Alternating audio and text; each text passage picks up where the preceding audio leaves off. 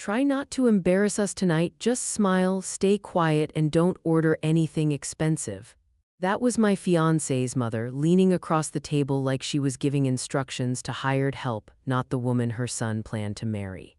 I nodded softly, the way people do when they've learned that reacting only feeds cruelty. Inside, I was calm, watching, counting. They chose an upscale restaurant on purpose, the kind with menus that don't list prices and chairs that make poor posture feel like a moral failure. I wore my plain black dress, the same one I'd owned for years, no jewelry except a thin silver ring. I wanted to look exactly like what they already thought I was, a ruined, naive girl who needed their approval to survive. They didn't disappoint. His father asked what my parents did but didn't wait for a real answer. "Must be hard," he said, patting my hand like I was a charity case. "Coming from modest circumstances."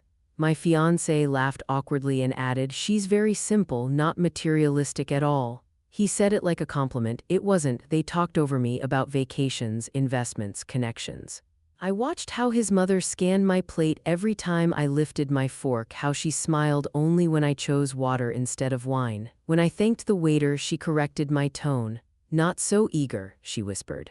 "It makes you look desperate." I smiled again. I always smiled. If you've ever felt underestimated in a room like that, judged before you speak, you might want to stay with this story. Sometimes the quiet ones aren't weak.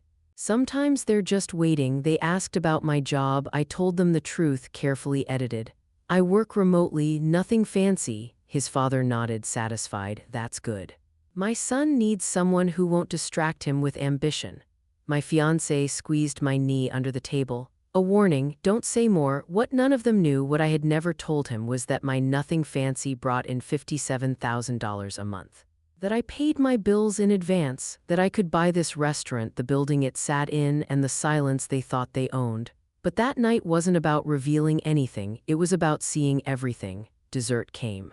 His mother insisted we share one. "No need to waste money," she said, glancing at me. When the check arrived, my fiancé grabbed it fast, like a performance.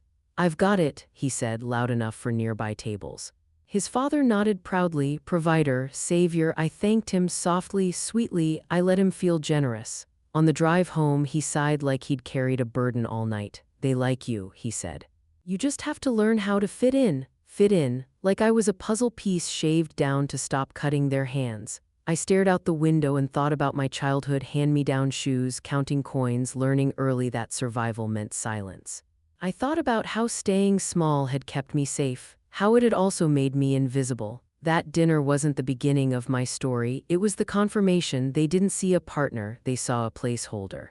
Someone grateful enough not to ask questions, poor enough not to leave, naive enough to control, and I let them. Because when people believe you're powerless, they show you who they really are. They relax, they lie, they underestimate. And that's when you learn exactly where to press. As I unlocked my apartment door that night, my fiancé kissed my forehead like a reward. "You did great," he said. I smiled again, the same calm smile.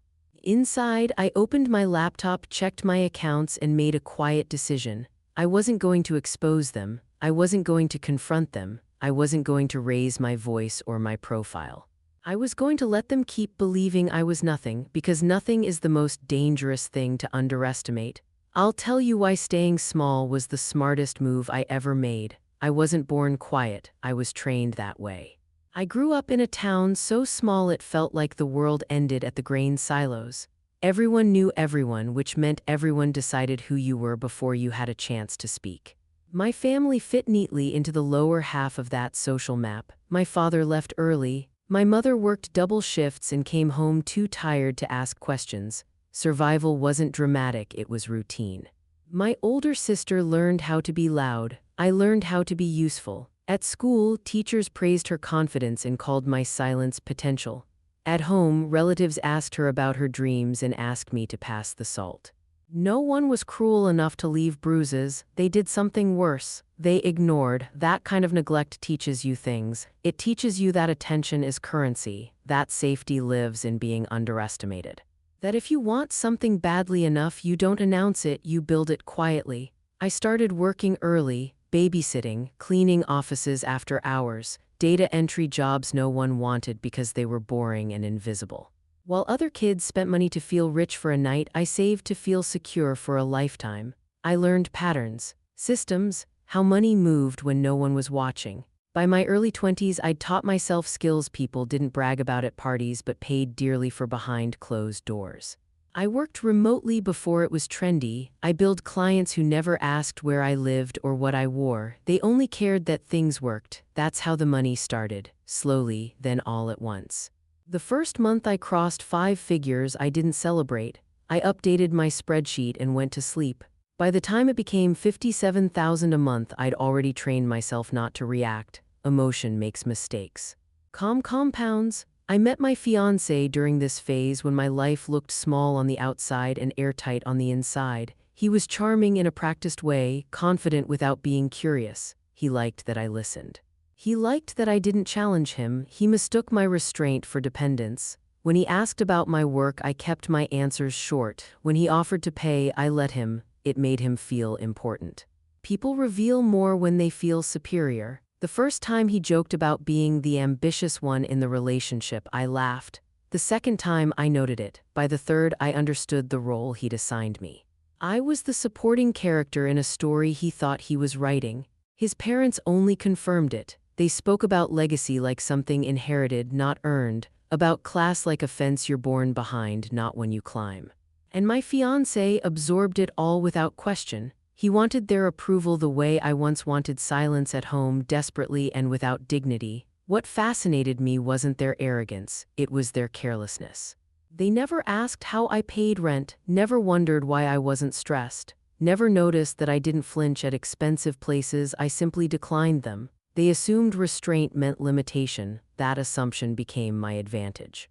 I wasn't hiding out of fear. I was observing, learning rhythms. Noting how his mother controlled with praise withheld, how his father equated worth with visibility, how my fiancé folded himself smaller around them and larger around me. Power flows downhill, and I was standing at the lowest point, collecting everything. By the time he proposed, I already knew I wouldn't marry him the way he imagined. The ring was modest, perfectly on brand. I said yes with the same calm smile I'd perfected years ago, not because I believed in forever, but because I believed in timing. And timing, as I was about to learn, was the most dangerous weapon of all. I'll tell you what I discovered once I stopped listening to their words and started watching their habits. Once you stop trying to be liked, you start seeing clearly. I noticed the patterns first. Small things most people miss because they're distracted by tone instead of content. My fiancé never paid a bill without telling someone. His generosity always had an audience. He liked receipts the way some people like applause. His parents were the same, just more refined about it. His mother hosted dinners that felt like auditions. Compliments were rationed. Approval was conditional. She asked questions that sounded polite but landed like tests. Where did you grow up? Who do you know? What schools did your family attend? She wasn't curious, she was cataloging. His father loved stories about earning respect, but every story ended with someone else losing it. Former partners. Old friends, employees who couldn't keep up. In his world, relationships weren't built, they were ranked. And my fiancé, he learned fast. Around them he shrank, around me he expanded. He spoke over me more after family dinners. Corrected me in public, framed my silence as gratitude. He didn't notice the shift because he believed it was natural. That's what happens when people think hierarchy is love. I let it continue. At home, I stayed the same.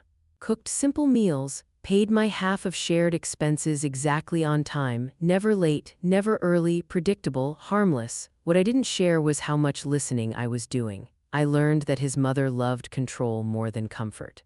That she hated uncertainty, that she kept score quietly and punished invisibly. I learned his father feared irrelevance more than failure, and I learned that my fiancé had inherited both traits without earning either. The most important thing I learned came by accident. One night he left his laptop open, not locked, not guarded, just sitting there like he assumed the world owed him privacy. I wasn't snooping, I didn't need to. A notification popped up while I was passing by, a message from his mother, not about love, not about concern, about leverage. I didn't read everything, I didn't need to. The language was enough. Strategic, transactional. They didn't talk about people, they talked about positions, appearances, outcomes. That's when I understood something essential. I wasn't marrying into a family, I was stepping into a structure, one built on quiet pressure and unspoken rules. One where affection was conditional and loyalty was rewarded only when it benefited the top. And in that structure, I had already been assigned my place. Low, grateful, replaceable. What they didn't realize was that I'd spent my entire life learning how to operate from the bottom, how to build without credit, how to win without witnesses. I didn't confront him, I didn't ask questions, I didn't change my behavior. Instead, I started preparing, not for escape, for alignment. I adjusted timelines, shifted priorities, made sure my financial world was airtight and separate, no shared accounts, no dependencies, clean lines, quiet exits. At family gatherings, I became even softer, more agreeable. I asked his mother for advice she thought I needed. I thanked his father for lessons he didn't teach. I let my fiancé feel like a guide instead of a guest in my life. People relax when they think they're in control, and relaxed people make mistakes. By the time they began discussing the wedding more seriously, I already knew which strings mattered most to them and which ones they never imagined someone like me could touch. They thought I was learning how to belong, I was learning how to dismantle, slowly, carefully, without raising my voice or my profile. Because the cruelest thing you can do to someone who relies on dominance is to let them believe it's permanent. I'll tell you what I uncovered about them that changed this from an observation into a reckoning. There's a moment when curiosity turns into certainty. For me, it happened on a quiet Sunday afternoon while my fiancé was in the shower, humming like a man at peace with his future. His phone buzzed on the counter. I didn't rush to grab it. I didn't need to, he'd already taught me his patterns. He never changed passwords, he reused phrases, he trusted familiarity more than security. That trust was expensive. I didn't dig everywhere, I went exactly where people hide what they don't want to explain. Archived threads, old notes, half-finished drafts, things meant to be forgotten, not protected. What I found wasn't illegal, that would have been too easy. Too clean, it was worse. His parents had built their reputation on generosity, recommendations, introductions, quiet endorsements. They didn't break rules, they bent people. They positioned others just close enough to fall, then stepped back and called it fate. My fiancé wasn't innocent in it. He was learning, practicing, testing. There were messages about friends he'd outgrown, colleagues he'd helped until they became inconvenient. A pattern of lifting people up just long enough to stand on them. He didn't see it as cruelty, he saw it as efficiency. And then there were the messages about me, not cruel, calculated. They discussed my usefulness, my compliance. How grateful I seemed. His mother worried briefly that I might develop opinions after marriage. His father dismissed it. She doesn't have the confidence, he wrote. She'll adapt. My fiancé agreed, reading that didn't hurt. Pain requires surprise. This felt like confirmation. I locked the phone and placed it exactly where it had been, same angle, same silence. Then I sat on the couch and breathed, slow and steady. This wasn't betrayal. Betrayal implies shared ground. This was alignment revealed. I thought about my childhood again, about how people decide your limits for you when you don't announce your power. About how staying small lets you hear conversations never meant for you. They believed I needed them. That belief was the foundation of everything they planned, so I reinforced it. I started asking questions that made me seem insecure. About the wedding, about money, about whether I'd fit in with their friends. His mother softened, she liked being needed. My fiancé reassured me with promises that sounded generous and landed like instructions. Every answer told me more. I learned what they valued, what they feared, what would shake them, not publicly, not dramatically, but internally, privately, where reputation doesn't protect you and apologies don't reach. I wasn't angry, I wasn't plotting in the dark. I was calibrating because true cruelty doesn't announce itself. It waits until the other side is comfortable, until they're invested, until they can't pull away without losing something they thought was secure. By the time my fiancé started talking about combining finances, eventually, I knew exactly when I'd leave and what would remain after I did. I wasn't going to take anything from them. I was going to remove myself and let the absence do the damage. I'll tell you the single lie they were all telling themselves and how I decided to let it collapse on its own. The most dangerous lie isn't the one people tell others, it's the one they repeat to themselves until it feels like truth.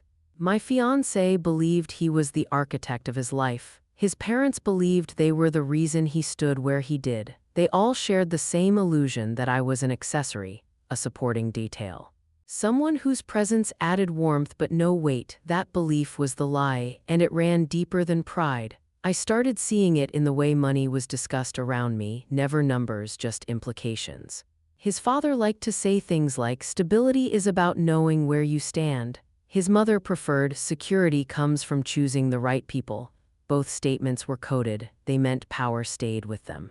What I uncovered slowly, piece by piece, was how dependent they were on that illusion. My fiancé's confidence wasn't self-made, it was borrowed, introductions from his parents, recommendations whispered in the right rooms. Doors opened not because he knocked well but because someone else had already vouched, and those vouchers were fragile. I noticed how often his parents referenced favors, how many relationships were balanced on unspoken expectations. Nothing written, nothing illegal, just a delicate web of "remember when we helped you." They didn't build loyalty, they rented it. And rent always comes due. My fiancé had started mimicking the model, positioning himself as generous. Offering help that created obligation, keeping mental ledgers. He wasn't cruel by accident, he was being trained. The hidden truth wasn't scandalous, it was structural. Their entire sense of superiority depended on people believing they were above needing anything, especially someone like me, so I leaned into that belief harder. I began talking about cutting back, about uncertainty, about how grateful I was for their guidance. I let his mother advise me on budgets I didn't use. I let his father explain investments I'd already mastered. They felt taller every time. Meanwhile, I made one quiet adjustment. I stopped cushioning my fiancé. I didn't remind him of deadlines, didn't smooth his social missteps, didn't soften his edges in rooms where perception mattered. I stayed pleasant, supportive, but neutral.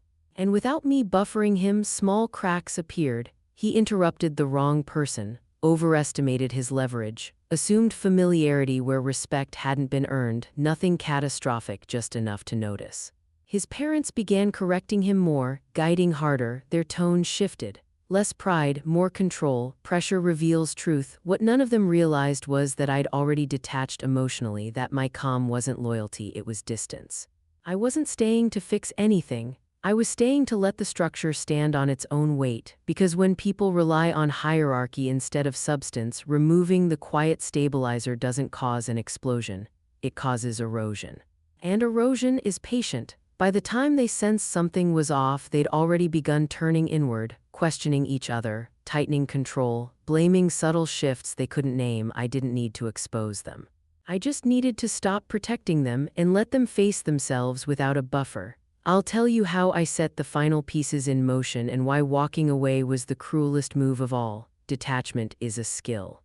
And like any skill, it gets sharper the more you use it. By the time I was ready to leave, I had already left, just not physically. Emotionally, I was gone. I listened without absorbing. I smiled without agreeing. I stayed present without participating. People like my fiancé don't notice distance until it inconveniences them. That's when they panic. He started asking questions that sounded casual but weren't. "You've been quiet lately. Is everything okay? You're not stressed, are you?" He wasn't worried about me. He was worried about access, about control. I reassured him gently. I always did. I blamed work, fatigue, wedding pressure. Harmless explanations that let him keep his image intact. Meanwhile, the structure around him kept shifting. Without me smoothing things over, his parents noticed the gaps. His mother criticized him more openly. His father stopped praising him in public and started correcting him in private. The approval he'd always assumed was guaranteed suddenly felt conditional. That's when the real truth surfaced. He began venting to me carelessly about how unfair they were being, how much pressure they put on him, how they didn't appreciate what he did for them. He spoke like someone who believed he deserved loyalty simply for existing. And in those moments, he revealed everything. He didn't love his parents' control, but he relied on it. He resented their power, but feared losing it more. And he believed deep down that I would always be there to absorb the fallout. To stay steady while his world tilted. That assumption was my final confirmation. I didn't argue. I didn't comfort him the way I used to. I listened, quietly, fully, letting him hear his own entitlement echo back in the silence. Then I did something small, almost invisible. I stopped making myself available, not dramatically, not coldly, just selectively. I took longer to respond, declined plans politely, missed a few dinners. Always with reasonable explanations, always calm. People who depend on you don't react well to soft absence. He became sharper, less patient, more careless with his words. He snapped once, then apologized too quickly. His mother noticed. His father withdrew, the balance shifted again, and then I chose my moment, not to confront, not to reveal, to leave cleanly. I ended things on a quiet weekday morning, no raised voices, no accusations. Just clarity. I told him I didn't feel aligned anymore, that the future he wanted felt small to me. He laughed at first, then he frowned, then he panicked. "You'll regret this," he said automatically. The way people do when they have nothing else to offer. I smiled, calm, polite, final. He never asked about money, he never suspected. Even as I walked away, he still believed I needed him more than he needed me. That belief followed him long after I was gone, and without me there to anchor the illusion, the structure began to collapse under its own weight, not loudly, but permanently. I'll tell you what happened after my absence became undeniable and how their world turned on itself without me lifting a finger. Silence is only peaceful to people who don't depend on noise to feel powerful. Once I was gone, my absence didn't look dramatic from the outside. No scenes, no messages, no explanations shared with friends or family. I didn't block anyone, I didn't disappear, I simply became unavailable. That confused them more than anger ever could. My fiancé reached out first, cautiously, then insistently, then with irritation masked as concern. I responded politely at first, then less frequently, then not at all. Not as punishment, just as truth. I had nothing left to say. His parents reacted differently. His mother tried warmth, invitations, check-ins framed as care. When that failed, she tried authority. "We should talk." When that failed too, she defaulted to what always worked for her, pressure through others. Except this time it didn't, because I never defended myself. I never corrected the stories they quietly circulated, that I was overwhelmed, unstable, unsure.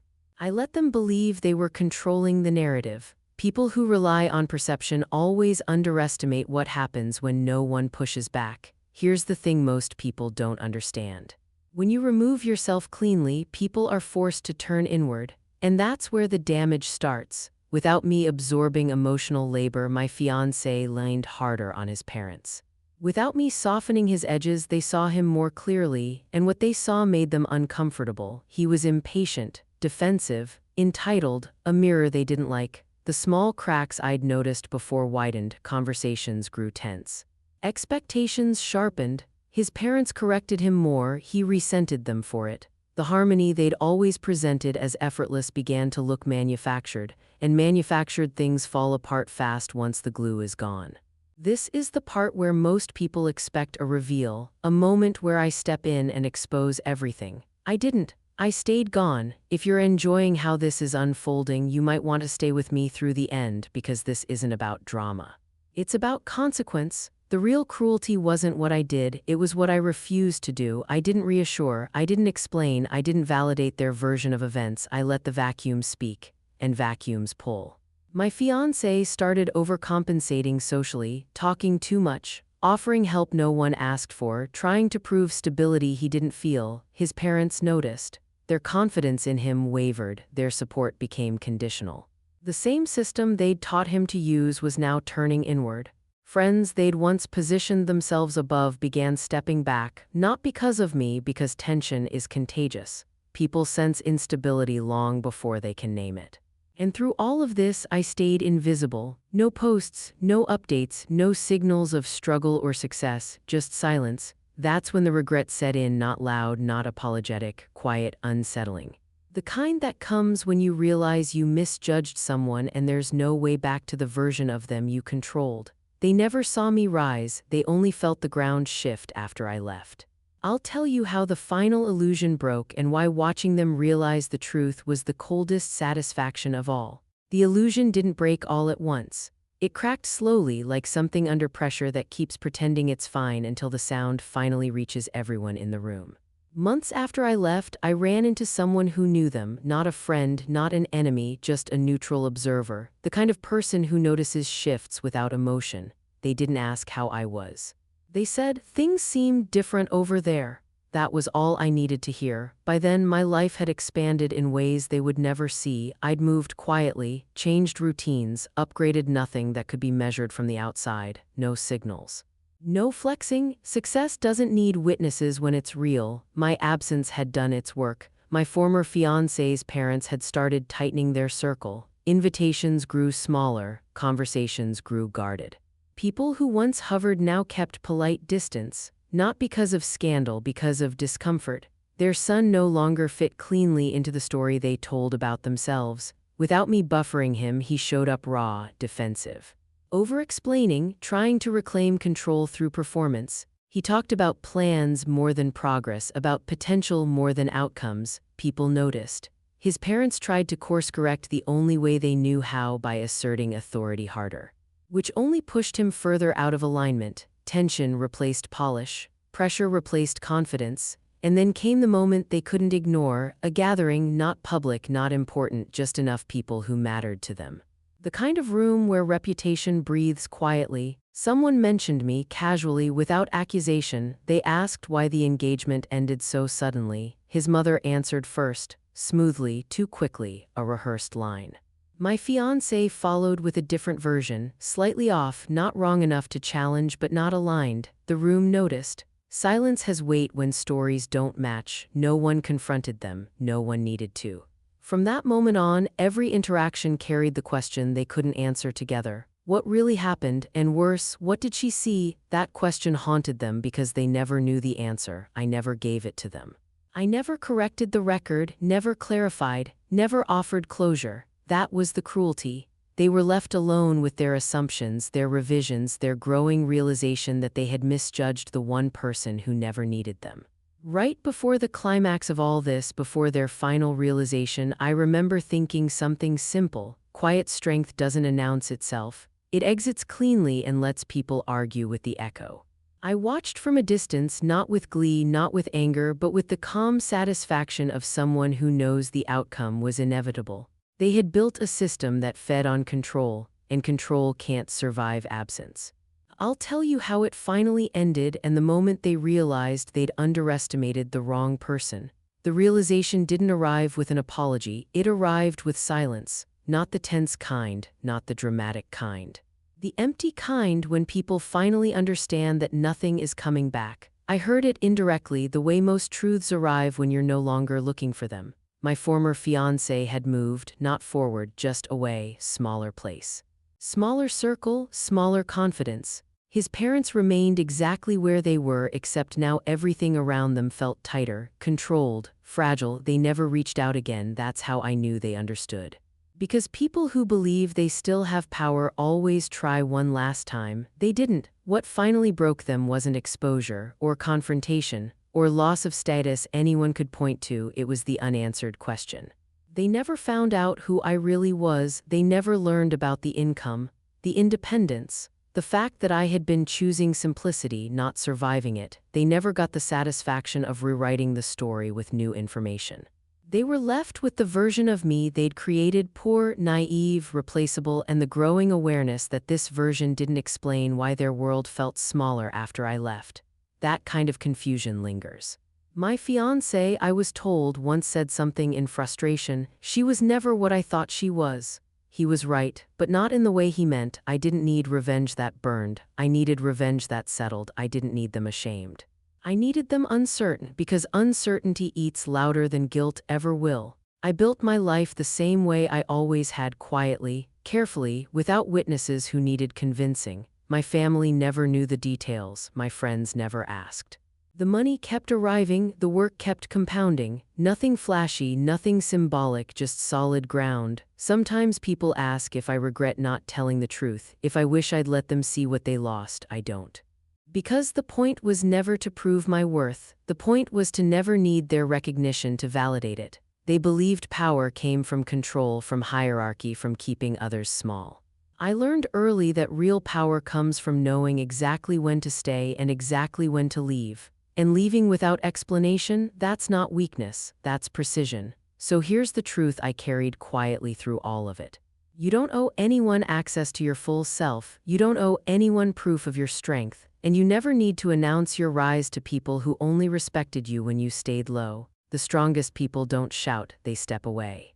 And let the silence do the work. Never underestimate someone who stays quiet, lives simply, and works in the dark, because when they leave without a word, they don't lose power, they take it with them.